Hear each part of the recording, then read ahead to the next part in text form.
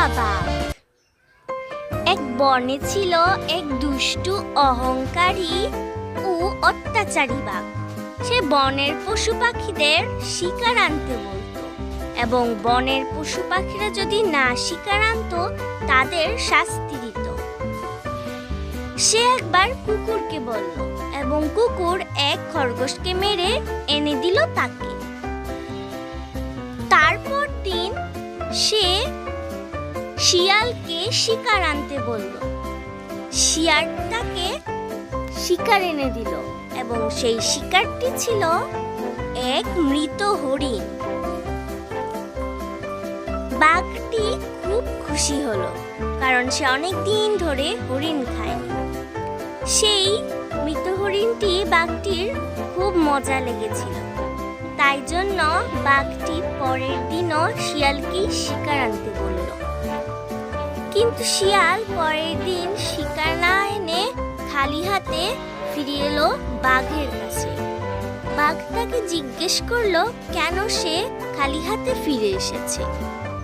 শিয়াল তাকে এক গরুর কথা জানালো।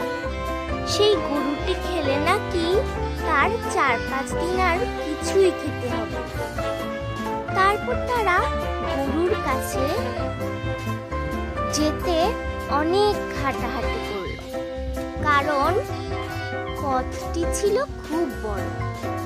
তারপর অবশেষে তারা পৌঁছালো গরুর কাছে। শিয়াল তাকে গরুটিকে দেখিয়ে সেখান থেকে চলে গেল।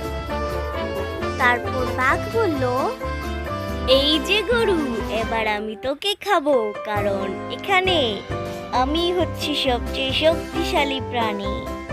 তোকে খেলে আমার 4-5 দিন কিছুই খেতে হবে না। গরু বলল, মহাশয়, আপনি আমাকে কাল খান, আজ আমি ঘাস খেয়ে মোটা তাজা হই, তারপর আমাকে খাবেন আপনি।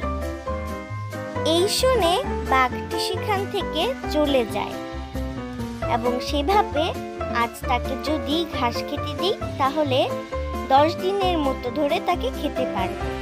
তারপর দিন বাঘটি তার কাছে আসে এবং বলে, হয়েছে তোর ঘাস খাওয়া, এবার তো আমি তোকেই খাবো, এবার তোর কোনো উপায় নেই। গরুটি বলল,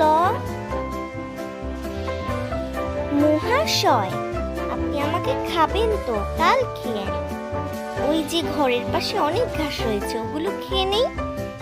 তারপর বাঘ সেখান থেকে চলে যায় এবং যখন পরদিন আসে তখন দেখে গরু নেই।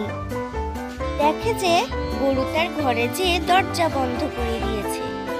সে দরজাটি খোলার চেষ্টা করে কিন্তু পারে না, কারণ গরু অনেক ঘাস খেয়েছে এবং 5-6 দিন ঘাস না খেয়ে কাটাতে পারবে। বাঘটি 2-3 দিন অপেক্ষা করলো, কিন্তু গরু তার দরজা খুলল না। বাঘটি সেখান থেকে চলে গেল। Subscribe for more video.